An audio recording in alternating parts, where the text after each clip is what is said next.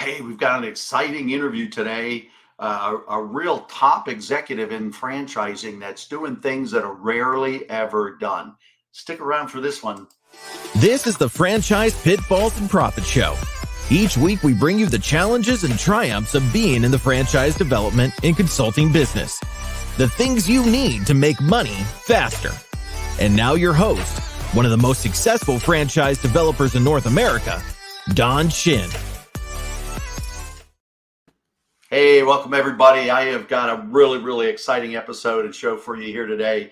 A dear friend of mine, 20 plus years. Steve, I was trying to remember exactly how long it's been. It's probably been like 23 years, something like that. Steve and I share the excitement and the challenges, have shared of starting an emerging brand, so to speak, here, or being the master franchisees for an emerging brand. He was a colleague. He's been a good friend for these 22, 23 years. He's a corporate refugee like I was. So he and I share that bounce out of the corporate world in the greater lifestyle and those kinds of things. He's an entrepreneur, a multi-unit owner. He is a multi-brand owner, and you just don't find guys like Steve Brock. So real excited, Steve, to have you on one of our episodes, because I think you'll just bring this show, just bring a real different dynamic about the franchise industry that most people never see. So thanks, buddy. I appreciate you being with us. Yeah, man. Don, I appreciate the opportunity.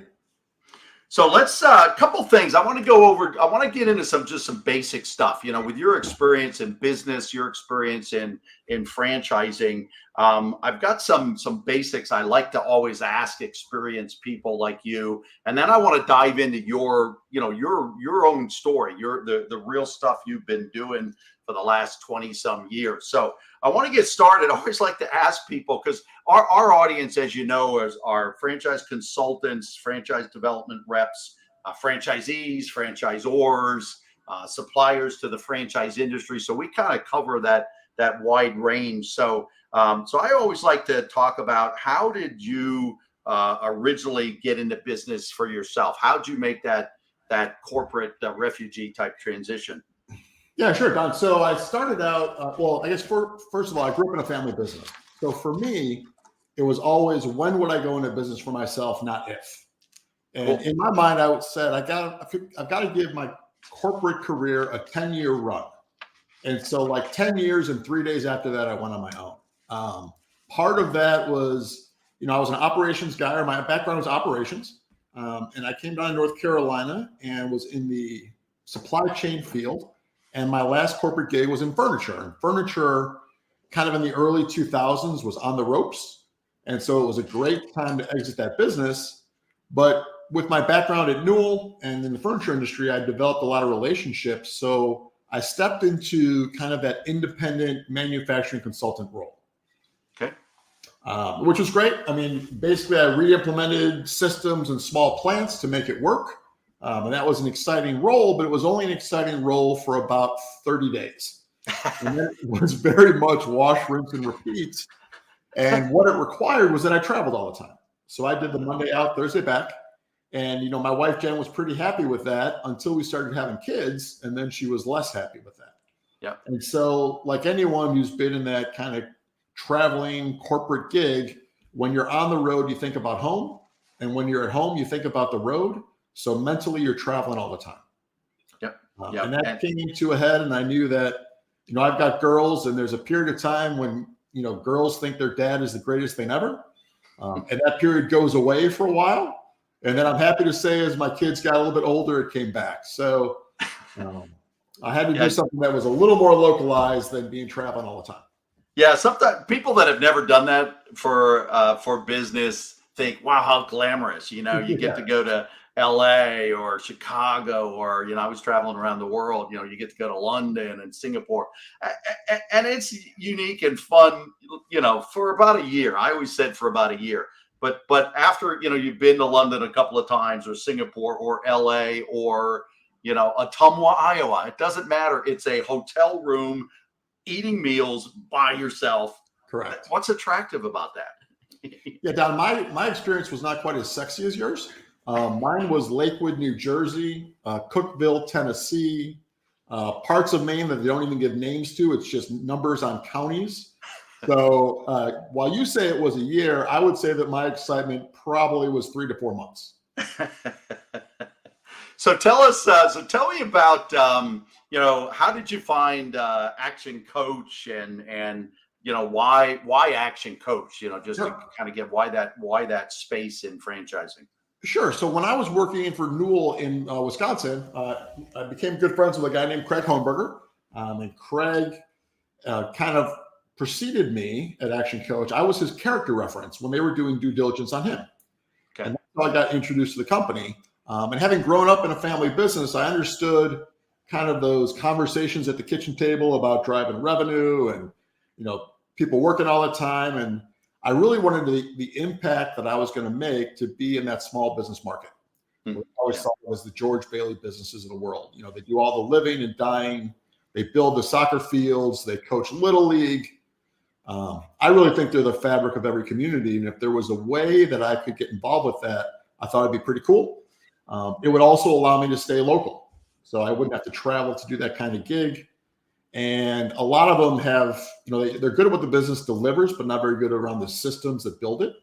Yep. And that's something I was really comfortable in. So the transition to Action Coach was easy. And as you know, at the time, it was a brand new concept. It was a brand new brand. And it would give me the opportunity to have some input on where it was going, especially here in the Carolinas. That was a big draw for me personally, too, as you know, the idea of not just building my own business, which a master franchise allows you to really build something, but being the emerging brand that it was, at least here in the States for sure, that to me was really attractive. Still gave me that flavor of the big company, that even though it's not a Fortune 500, but that's really cool. That's really cool. So you started in North Carolina, and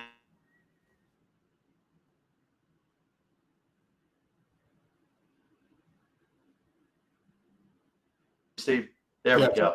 There you go. All right.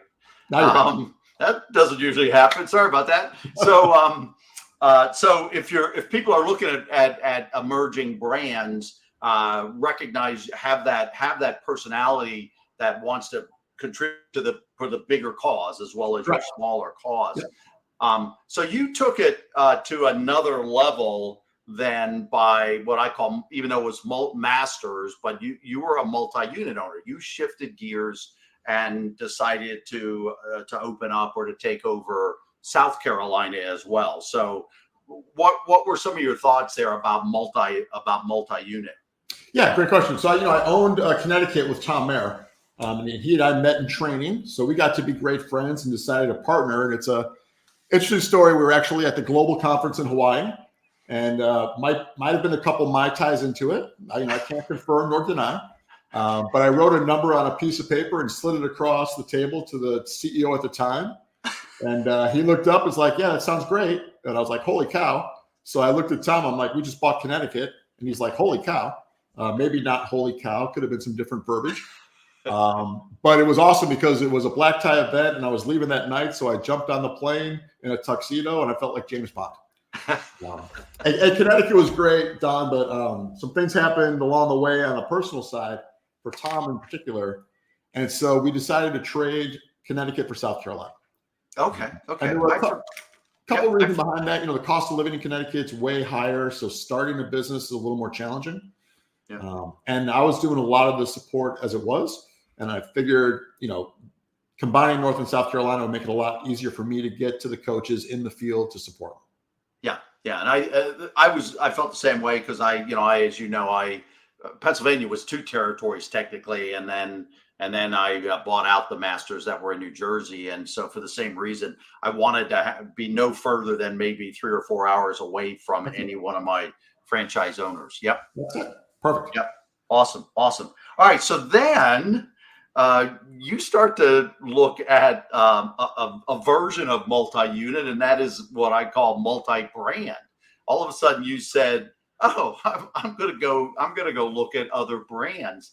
So talk to me about what your mindset was there. What were your thoughts about hey, I know franchising and I know this brand and I know being a master. Well, now I'm going to go over here. So talk me through that a little bit.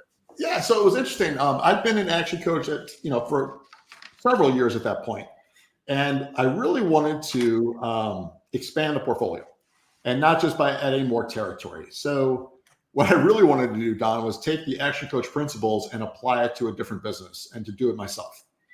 So I started looking around, and I first looked at Grease Monkey, because what I was looking for, in my mind, the model was going to be relatively modest average dollar sale, multiple transactions per year, year-over-year retention. Those were kind of the three criteria I had when I started looking. And, oil change was one of them. So Grease Monkey had 4 stores that were corporate owned. They were losing money, and I was going to take them over. In fact, I went all the way out to Denver. We were in diligence. We're in contracts. And they're like, hey, would you mind taking the buildings? And I'm like, yeah, I don't want the buildings at all, because an oil lube kind of things like a gas station, it's going to be very hard to ever make it something else. Yeah. So that deal unraveled. So I came back, but I already created space to pick up something else. So I started cruising around on the internet, and I came across Mosquito Joe, which at the time was a brand that was like 2 years old. Okay. And so it was privately held out of Virginia. And I'm like, well, it ticks all the boxes. So we're going through the awarding process. And I'm when I talked to Walt, I'm like, look, Walt, you don't need to check in on me. You don't need to follow up with me. I've been in franchising a long time. I need to talk to your marketing person. I need to talk to one franchisee who's awesome, one who stinks, and 2 that are doing pretty well. So in 2 weeks, you'll know. I'll call you and I'll say yes. I'll say no. He's like, no way. I'm like, yep. So sure enough, 3 days later, Walt calls me and he says, how's it coming along? I'm like, Walt, we are 3 days into the 10-day process. I will call you in 7 days. So 7 days later, for the marketing person, the reason I wanted to talk to him is I said, I wanted to know, tell me your acquisition cost. If you can tell me your acquisition cost off the hip, then I know you know what you're doing about marketing. Yep. If you give me a random response that it's like a random walk in the woods, I will know that you don't know what you're doing about marketing. And then I'll have to I'll have different questions for the franchisees. Mm-hmm. Yep. So she knew exactly what the number was. And I'm like, all right, that's great. Talk to the franchisees. They said, yep, you just have to get used to the seasonality. And I called Walt back 10 days later and I said, I'm in. Did he drop over, have a heart attack? Or he's like, well, that might have been the easiest transaction I've ever had. I'm like, it probably was, Walt. But you know what? I appreciate you sending me emails for no reason. So you had these 3 criteria. What's important about? I mean, I understand it, but for the listeners, the viewers, why were those three criteria that you're looking at any brand? Why were they important, do you think? Yeah, great question. So I thought that if it's a modest average dollar sale, then it should be somewhat economy proof. Okay. If they have, and I wanted a high number of transactions per year, because once I had a customer, I wanted to be able to magnify the value of retention, which would ultimately means, if I'm good at what I do, then referrals should kick in and my average dollar sale should drop. And my marketing budget should be able to drop over time. Yep. So it was those 2. What was the third one? Average dollar sale, multiple transactions. Whatever the third one was. Basically I was looking for a business that would be sustainable over a long period of time. And so with those criteria, the business to consumer, I wanted to get into working with homeowners because I thought that as I built out a client base, I would be able to offer multiple services to that same database. Yeah. We are seeing a lot of, I play in the overall consulting space, and we are seeing a lot of that where people are they got smart and realized, hey, I'm at the home already. What else can I sell to this person at the home? I think your third one was retention, was a business that had good retention. Repeat business retention, I think. Correct. Yeah. And the real thing was, there are so many, whether it's franchises or not franchises. I know I'm a huge franchise guy.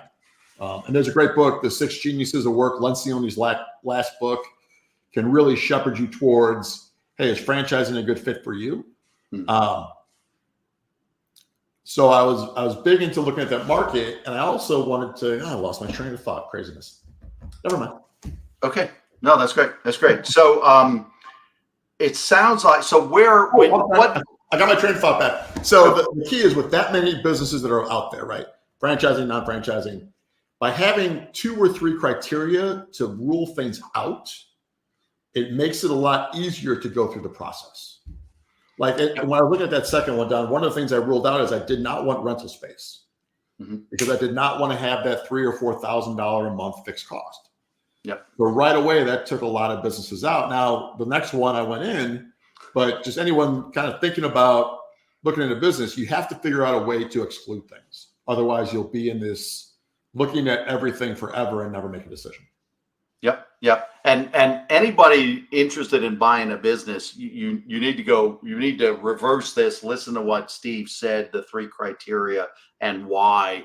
These are fundamentals. I love what you said, Steve, I love those. We do, I always joke, I'm the eHarmony for franchising. We do franchise brokering. We match people up.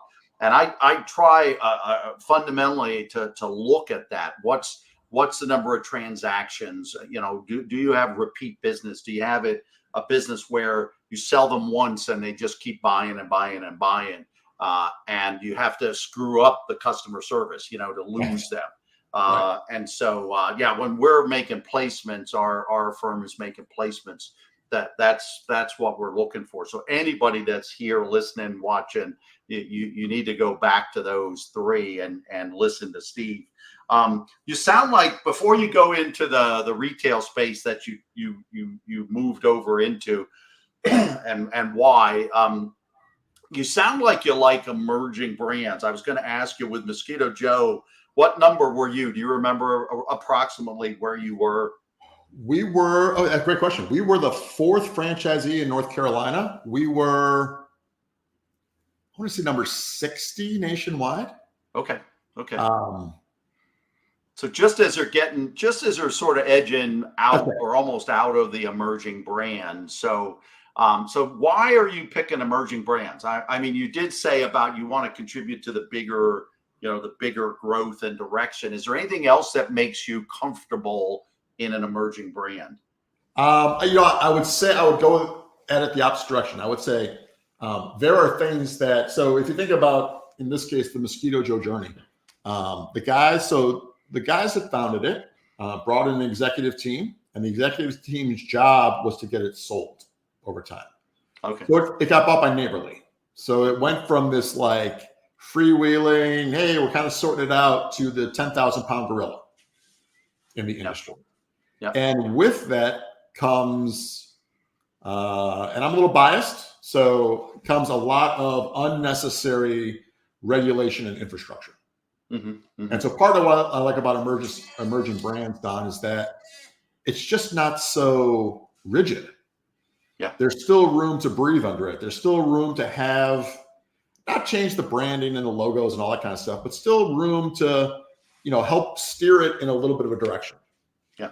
And to be an impact. The larger the brands typically get, again, this is for me, the more, the less variability there is. And for a lot of people, that's great. It just isn't great. It is. Yeah. A lot of people are like, that's exactly what I'm looking for. And I think that's awesome. I like emerging brands because that's not for me. Yeah. I don't want someone to come in and say, the ice cream case should be at 37 degrees. Yours is at 38. You need to move it 1 degree. I mean, then I just set the store on fire and I run for the hills. So that's why I like emerging brands, because there's a way to impact it. There's still some room to breathe in it. And again, for me, being kind of a long-time entrepreneur and growing up in a family business, that's what I like. Yeah. No, that makes a lot of sense. And again, for people who are listening and watching and they're contemplating emerging brands versus more mature tenured brands, that's great insight. I think, and maybe an aside, is that Action Coach, I always felt like Action Coach, we almost reinvented ourselves every 4 to 5 years. And some of the more tenured people didn't like that, and yet it was really, really good. I thought we stayed quite, and I've been with Action Coach in all the different capacities. I came back as CEO, and so for 18 of the last, say, 24 years, I've had my hands in or been working with Action Coach, and really felt it stayed quite entrepreneurial, even though, what is it, 1,000 franchisees in 80 countries or something. I mean, so I thought it has stayed quite entrepreneurial, even though it got so big. So I would agree. And part of it's because of the market we serve, right? We serve small businesses that are entrepreneurial. So. True. Yep. All right. So now the transition, you just probably broke one of your own rules about I don't want rent. So tell us what you added and a little bit about why. Yeah. So the cycle repeats, right? So in between Mosquito Joe and the last one I bought, I started a plumbing company called Plumbing Joe, where I had to create everything. So I went to night school for plumbing because I figured I had to understand how to make stuff or fix stuff. And to be honest with you, I hated every minute of it. The creating the logos, figuring out what website, how to build all that stuff just drove me bananas. But the model was to turn plumbing into recurring revenue and sell it to Mosquito Joe franchisees. That was the model. That model did not come together. So I'm like, all right, well, that didn't work. So let me go back to franchising because I like it better. And so I found a company. And part of this was because I'm 54. For those of you that are in your 30s and 40s, congratulations. Your health is going to change a little bit as you get older. Yeah. And staying on the preventative side of health is important. So what I was looking for was something, and part of it came out with my mom. Once a quarter, she would take an ambulance to the ER. They would give her an IV and they would send her home. And on the way home, she'd be like, can we stop at the Jewel at the grocery store and get some food? And I'm like, well, two things, Mom. The ambulance is not going to stop at the grocery store for you. And secondly, there's probably a better use of an ambulance. And I guess for 2.5 for Mr. Gittimer, they charge her $3,000, or they charged us $3,000, I should say. So I was looking for something that was on the medical side, that was kind of preventative health. And I came across a company out of Nebraska called Live Hydration. And so Live Hydration is an IV therapy business. We do foot baths and IMs and a bunch of other stuff, but primarily it's for people that want to come in and stay on the leading side of hydration and health. Okay. And there are 4 or 5 ones in the space. Those were the one. Live Hydration was the one I resonated with the best. Okay. So another emerging brand. We are store 32, but I don't think there are 32 that are open. Right. Okay. So it is relatively new, started by a couple of nurses, great ladies. And what we do in the marketplace is great, but because it's got a retail storefront, the fixed cost number on it is much higher than anything else I own. Okay. Interesting. And talk before I ask you some closing overall kinds of questions about people getting into business or who shouldn't get into business, but talk about managing now 4 businesses or 3 businesses in essence. You have so the Action Coach stuff, say, is one. So talk to me. What the heck does that look like? Yeah. So I in the beginning it was a little bit harder than it is now. The great thing about like the Live business, I can't actually do anything in it because you have to be a nurse. So it's great to buy a business that you can't actually do anything in because you don't have a choice. But I am very good at managing myself when it comes to time. So if you look at my calendar, certain parts of the days are set up for certain things. I do tons of recurring events in my calendar to remind me to do things because my memory is not as good as it once was. Yeah. And on the Mosquito Joe side, because it's so seasonal, we're very busy, mid-April until June. And then I've got a team of guys that do all the services. So then it kind of rides itself out for the season.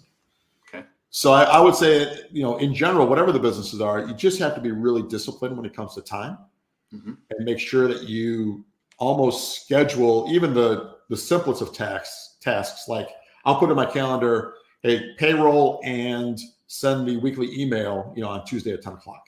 Yep. And so I know to do it on Tuesday at 10. So it's really not that hard to manage the three. You just have to get yourself in a routine for it to work. Awesome. All right. I ask, as we're winding down, I ask a couple of questions all the time. When you think about what it takes to overall be successful and what kind of characteristics or traits that people should have. And obviously, as a master franchisee, you're having this conversation every day. Right. So what do you think is, who do you think should get into business for themselves? What are some, 2 or 3 characteristics of people that would be successful in their own business or in their own franchise? Yeah, great question. I would say, number one, a self-starter. One of the hardest transitions coming out of a corporate gig is, you're used to having to get up and go somewhere, and you've got a regimen and someone you report to, and, kind of a cadence to your week. And, that ends on a Friday, and on Monday, you can do whatever you want. So really building those habits early on and building a default calendar early on and holding yourself to it is a big deal. I've had people that I put into Action Coach that, they get up, they get dressed, they get in their car, they drive around the block, and they come back to their house and they go to their office, because that's the mental switch that they need to get going. Yeah. Right. Yeah. That's great. Perfect. Right. I guess secondly, you've got to be a little well-heeled so you don't have the pressure financially coming out of the gates. So whether that's, 401k conversion, a line of credit on your house, whatever financial setup you need, you definitely want to have 6 months available of living expenses. Yeah. Maybe not in the bank, but certainly that you can access, kind of thing. Because nothing is tougher than, the second week coming home and trying to figure out, okay, mortgage is due in 2 weeks. What are we going to do about it? Kind of thing. Yep. Amen. And I would say the third one, the family has to be on board. If the family is not on board, the first speed bump you hit, and you will hit many, your confidence is going to start to drop. You're going to start reaching out to old contacts. And as soon as you start looking for a way out, you're going to be bad at both. You're going to be bad at running your business, and you're going to be bad at looking for a job. That's right. Yep. Well, that's awesome. And then, so any thoughts on who you would say, hey, keep your day job? It really kind of depends on what you're looking at. I always look for people that have multifunctional backgrounds, because we do a lot of different things at Action Coach. Yep. But we've got a lot of people that, have started Mosquito Joe, but they keep their corporate gig. I think that's tough, because you've got a lot of expenses right away by putting in a customer service person or someone, office manager kind of deal. Yeah. But I would say that if you really need consistency, then being an entrepreneur can be tough, because every day is going to be a little bit different regardless of what kind of business you have, especially in the startup. Yeah. Once you get to kind of steady state, everything kind of smooths out. But in the beginning, you're wearing lots of hats, and if that's not something you're comfortable with, then maybe keeping a gig is a better choice for you. Yeah, I always tell people nowadays, they say, "Oh, I'm going to keep my corporate thing, and I'm going to start this." And when it gets up to a place where I can then, switch over, I'll quit my day job. And I typically go, there are a few models out there that kind of will allow you to do that, but for the most part, part-time effort leads to part-time results. Absolutely. And you'll never get it up to where you'll feel comfortable making that switch. And after the pandemic and everything, I think there's been a lot of people looking for side gigs, and the franchise industry as a whole have been trying to address that. But I know some that tried it for a couple of years and are now reverting back to saying, nah, you got to quit your corporate gig. So that's awesome advice, Steve. All right, last thing in closing, is there anything we haven't talked about that you would like to share? Again, the audience, anything we haven't talked about or you haven't shared that, hey, I would love to just leave this final thought with somebody. Yeah. Don, so for me, owning your own business for the right person is the greatest thing in the world. It has given me the opportunity to spend time with my family. I've traveled the world to cool spots. The reason that I've got 3 is that I've got 3 daughters. So now I've got to get a 4th business for me. And I'm a huge advocate of franchising. There is, especially in emerging brands, as you said before, Why try to figure everything out when all you can do is pick up someone's concept that is pretty well cooked and then execute it? The whole notion of starting from scratch and the sunk cost and that capacity and wasting time trying to sort stuff out. Meanwhile, all your bills are still racking up at home. It's just, for me, it's a no-brainer to buy something that's pretty far along and then just execute it. And then once we're up and running, tweak it. Yeah, I think I actually think startups, independent solo businesses probably cost more in the long run over the course of 8 to 10 years. It's just a different cash flow. In the franchise, your cash flow is so much of it's up front, and then it eases as you operate. Whereas the start a business from scratch, you could probably parcel out your cash flow, but you do have that pressure, like you said, the bills are piling up. Whereas in the franchise model, you're going to get to that crossover point where the business can start to take care of the family. You're going to get to that place a lot faster. Absolutely. A lot faster. All right, man, Steve, you've been great. I appreciate you. Awesome time with you today. Thanks for being with me. I appreciate it. You got it, Don. I appreciate the opportunity. Take care. You bet.